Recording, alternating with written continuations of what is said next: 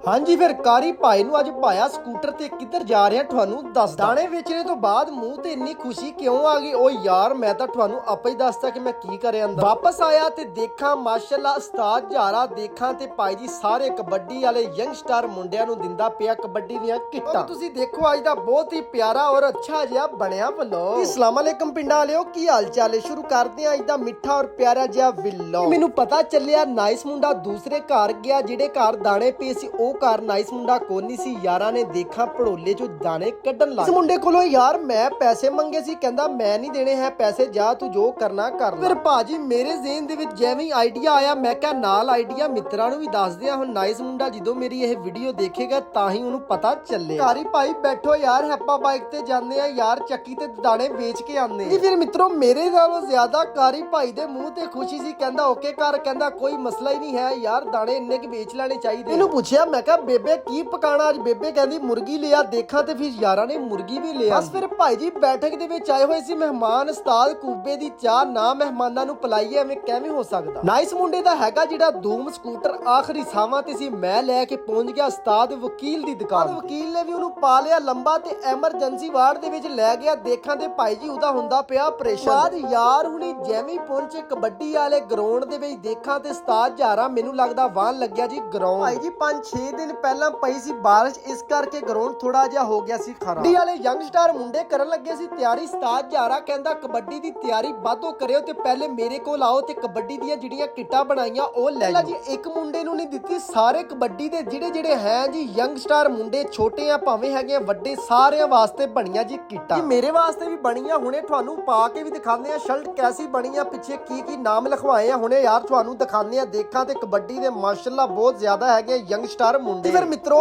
ਸਾਡੇ ਪਿੰਡ ਵਾਲਿਓ ਥੱਲੇ ਕਮੈਂਟ ਕਰੋ ਕੈਸੀ ਬਣੀਆਂ ਕਿੱਟ ਕਬੱਡੀ ਵਾਲੀ ਝਾਰਾ ਕਬੱਡੀ ਕਲੱਬ ਮਾਸ਼ਾਅੱਲਾ ਜਿਹੜਾ ਪਲੇਅਰ ਆ ਉਹਦਾ ਨੈਕਤਾ ਨਾਮ ਹਾਂਜੀ ਮਿੱਤਰੋ ਯੰਗਸਟਰ ਮੁੰਡਿਆਂ ਦੀਆਂ ਯੰਗਸਟਰ ਸ਼ਰਟਾਂ ਆ ਗਈਆਂ ਪਿੱਛੇ ਨਾਮ ਲਿਖਿਆ ਜੀ ਉਸਤਾਦ ਝਾਰਾ ਕਬੱਡੀ ਕਲੱਬ ਜਿਹਦੇ ਅਸੀਂ ਮੈਂਬਰ ਆ ਅੱਜ ਮਾਸ਼ਾਅੱਲਾ ਜੀ ਸ਼ਰਟਾਂ ਲੱਭਦੀਆਂ ਜੀ ਪੂਰੀ ਮਤਲਬ ਕਿੱਟ ਬਣੀ ਆ